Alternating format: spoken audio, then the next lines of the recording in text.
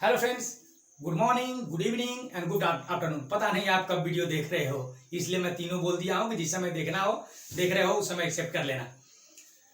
तो फ्रेंड्स, आपके 11th class शुरू होने वाले हैं। सिलेबस मैंने आपके ऐप्स पर अपलोड कर दिए हैं। आशा है कि आपने उस सिलेबस को एक बार जरूर देखा होगा कि बिहार बोर्ड की सिलेबस कितनी बड़ी है और कितनी खतरनाक है। जितना सिंपल दिखता है उतना सिंपल है नहीं। और आप लोग में जो क्या है कि मैं नहीं बोलता कि आप लोग बिल्कुल जो है कि आप लोग को नॉलेज नहीं है। फ्रेंड्स, आप लोग को बहुत नॉलेज है। आप ही के नॉलेज से तो हम लोग चलते हैं, आप ही से तो हम लोग क्या करते हैं, सीखते हैं। लेकिन अनुभव के आधार पर मैं आपको आज सिखाने आया है कि आप इंग्लिश 100 मार्क्स शुरू कर रहे हैं। मान लो कि आप बिगिनर के स्टूडेंट, आपको कुछ नहीं पता। सिलेबस आपने देखा है ना, सिलेबस कितना बड़ा है। इसी सिलेबस को आपको जो है कि आपको 2022 में आपको जो है कि सामने ये सीधे धराम से गिरने वाला है। आपके पास 2 इयर्स टाइम है। ये मत गिनो, 2 इयर्स टाइम है। ये कोरोना काल में तो क्लास चलने से रहा है ना, तो इस समय आप जितना ज्यादा सीख लो उतना आपके लिए बेहतर है। तो क्लास बिगिनिंग करने से पहले मैं आपको बता दूं कि इंग्लिश एक फॉरेन लैंग्वेज है। स्पेशली अगर कहा जाए तो इंग्लिश एक जर्मैनिक लैंग्वेज है। एक जर्मैनिक लैंग्वेज है कि जब जर्मन ने इंग्लैंड पर आक्रमण किया था तो ना तो उस देश को हरा था, बल्कि वहां की भाषा को भी चेंज कर दिया। इंग्लिश वहां जब आई तो इंग्लैंड ने जो है कि व्यापार के माध्यम से मैक्सिमम जो है कि नेशंस पर अपना प्रभुत्व जमा लिया। और वहां से जो है क्या किया कि वहां के वर्ड को कलेक्ट करते करते आज इंग्लिश जो है कि एक लार्ज वोकैबुलरी का एक बड़ा जो है कहा जाता है कि सी समुद्र बन गया है। और आज हमारे जो है कि डेली लाइफ में without English we can not walk a single steps. बिना इंग्लिश के हम लोग एक स्टेप नहीं चल सकते। अगर आप मैथमेटिक्स, फिजिक्स, केमिस्ट्री, बायो हर चीज का नॉलेज है, अगर आप इंग्लिश का नॉलेज नहीं है तो आपको ना तो सोसाइटी में रिस्पेक्ट मिलने वाला है और ना कहीं जो है ऑफिस में जॉब मिलने वाला है। तो फ्रेंड्स, आप फ्रेशर हो इसलिए मैं आपको इतना बता दिया हूं। इंग्लिश पढ़ने से पहले सबसे पहले मैं आपको बताना चाहूंगा कि आप भले ही है अल्फाबेट जानते होइएगा, लेकिन मेरा काम है आप लोगों को बताना कि इंग्लिश का बिगिनिंग होता है 26 लेटर्स ऑफ अल्फाबेट, यानी कि इंग्लिश के 26 लेटर्स, जिसे हम ए से जेड तक पढ़ते हैं। इन 26 लेटर में से 5 जो है कि वॉवेल है। कौन कौन है तो पीके सर बता दीजिए। तो बता दे रहा हूं भाई, ए ई आई ओ यू, ये 5 क्या है, वॉवेल है, जिसे प्योर वॉवेल कहा जाता है, जिसे प्योर वॉवेल कहा जाता है। लेकिन ऐसे अगर कहा जाए तो 20 को वॉवेल है और 24 को कॉन्सोनेंट है। यानी कुल मिलाकर कितने साउंड है, 44 साउंड। साउंड के दृष्टि से, अल्फाबेट की दृष्टि से 5 वॉवेल और 21 कॉन्सोनेंट, लेकिन साउंड के दृष्टि से 20 वॉवेल और 24 कॉन्सोनेंट। इसके बाद हम बाद में चर्चा करेंगे आपसे साउंड के लेवल पर।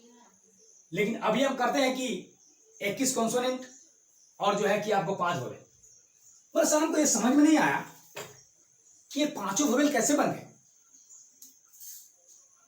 तो मेरे दोस्त, ये 5 वॉवेल बने नहीं है, ये पहले से बने हुए हैं। बिकॉज ऑफ देयर साउंड्स, ये अपने स्वर के आधार पर है।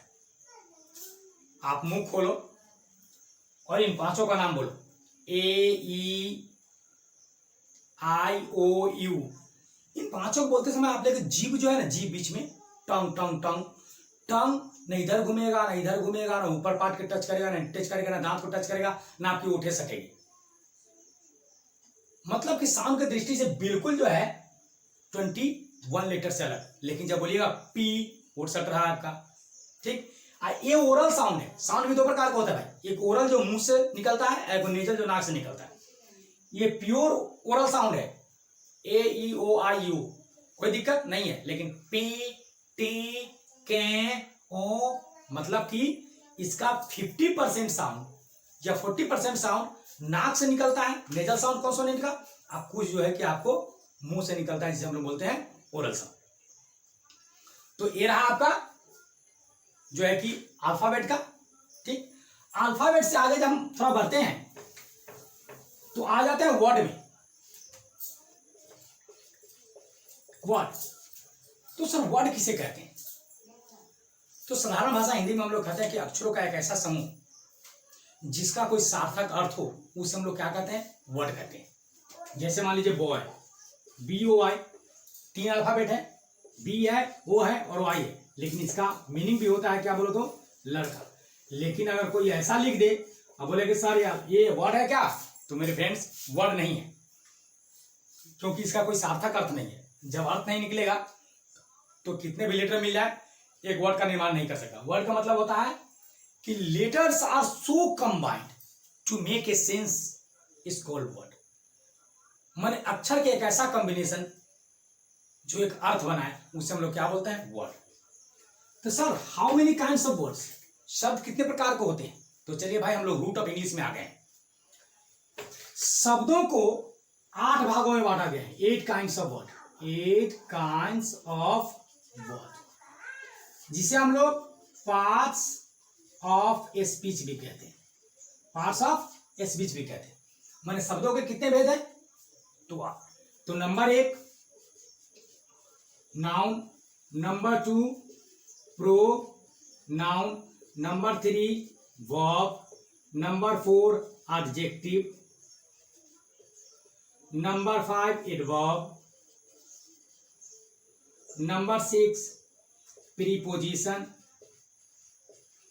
नंबर 7 कंजक्शन और नंबर 8 इंटरजेक्शन। यानी कुल मिला के 8 पार्ट्स ऑफ स्पीच है, यानी शब्दों के 8 भागों में बांट सकते हैं। पूरे विश्व के जितने भी डिक्शनरी है, जितने भी वर्ड्स है, इसी में कैटेगराइज है 1 2 3 4 5 6, noun pronoun verb adverb preposition conjunction interjection, है ना, इसी में बांटा हुआ। तो सर आप थोड़ा आगे आ जाते हैं पार्ट्स ऑफ स्पीच से निकल के, हम तो नाउन पर डिस्कस करेंगे ही, है ना, लेकिन सर वर्ड के बाद आता है सेंटेंस। वर्ड के बाद आता है सेंटेंस। तो सर सेंटेंस किसे कहते हैं, तो सिंपल है कि वर्ड आर सो कनेक्टेड और so combined to make a sense is called sentence. शब्दों का एक ऐसा समूह, यानी group of words make a sentence called, make a sense called sentence. शब्दों का ऐसा समूह जिसका कोई सार्थक अर्थ हो उसे हम लोग बोलते हैं सेंटेंस। जैसे मान लीजिए राम ईट्स अ मैंगो, यहां देखिए राम ईट्स अ मैंगो में राम नाउन है, ईट्स क्या है, वर्ब है, ये क्या है, आर्टिकल है, मैंगो क्या है, नाउन है। ये सब मिलकर एक ग्रुप बनाया है और ग्रुप का है राम ईट्स अ मैंगो, मतलब राम आम खाता है, राम आम खाता है। एक और बात मेरे फ्रेंड कि जो ये आप देख रहे हो, ये बोला सर यहाँ पे ये लगाना जरूरी है क्या, बहुत जरूरी है मेरे भाई। किसी भी कॉमन नाउन के पहले आपको आर्टिकल लगाना आवश्यक है, खास करके एल लगाना आवश्यक है। आप ऐसे नहीं छोड़ सकते, this is the grammatical rules. आप किसी भी कॉमन नाउन को, काउंटेबल सिंगुलर नंबर को पहले आप ए लगाना ना भूले, that is the universal concept, इसको आप भूलिएगा। तो ये रहा आपका sentence. Sir how many kind of sentence on the basis of structure. Sir बनावट के आधार पर सेंटेंस कितने प्रकार के होते हैं, तो बनावट के आधार पर 3 प्रकार के होते हैं, simple, compound, complex. On the basis of structure, बनावट के आधार पर, यहां पर लिख सकते हैं on the basis of structure. बनावट के आधार पर सेंटेंस कितने प्रकार के, 3 प्रकार के, ठीक है। अब आइए on the basis of sense, on the basis of sense, यानी कि समझ के आधार पर। समझ के आधार पर कितने प्रकार हैं, तो 5 प्रकार के। नंबर 1 एसर्टिव, एसर्टिव के 2 भाग में, एक में अफर्मेटिव, दूसरा में नेगेटिव। दूसरा इंटेरोगेटिव, दूसरा इंट्रोगेटिव। इंट्रोगेटिव को क्या भाग में, 2 भाग में, एगो डिफाइनिंग,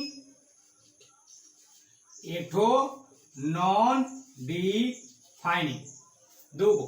नंबर 3 इंपरेटिव, इंपरेटिव कितने प्रकार के? तो order, command, request, suggest, advice, threat, ये सब इंपरेटिव में। नंबर 4 में एक्सक्लामेटरी, एक्सक्लामेटरी, एक्सक्लामेटरी। और नंबर 5 में ऑप्टेटिव, ऑप्टेटिव। ये रहा मेरे भाई। तो ये रहा 1 2 3 4 5 माने 5 प्रकार। तो ये रहा सेंटेंस। इसका डेफिनेशन बोलिएगा, इसका मीनिंग बोलिएगा, इसका मैसेज बोलिएगा।